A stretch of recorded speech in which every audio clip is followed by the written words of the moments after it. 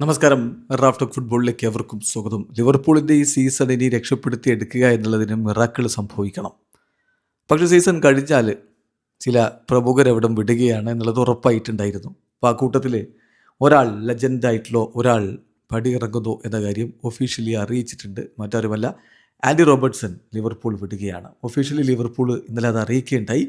V can confirm Andy Robertson will bring his Reds career to an end at the conclusion of the current season. He will do so as a Liverpool legend എന്ന് പറഞ്ഞുകൊണ്ട് Liverpool officially കാര്യം അറിയിക്കുകയുണ്ടായി. Season അവസാനത്തോടുകൂടി അദ്ദേഹം Liverpool career അവസാനിപ്പിക്കുകയാണ്, ലെജൻഡായിട്ട് അദ്ദേഹം പിൻവാങ്ങുകയാണ് എന്നാണ് club അറിയിച്ചിട്ടുണ്ടായിരുന്നത്. അതേസമയം നമുക്കറിയാം, Andy റോബർട്ട്സനെ സംബന്ധിച്ചിടത്തോളം നീണ്ടകാലം ലിവർപൂളിൽ കളിച്ച് ഒരുപാട് നേട്ടങ്ങളിലേക്ക് പോയിട്ടുള്ള ഒരാളാണ്.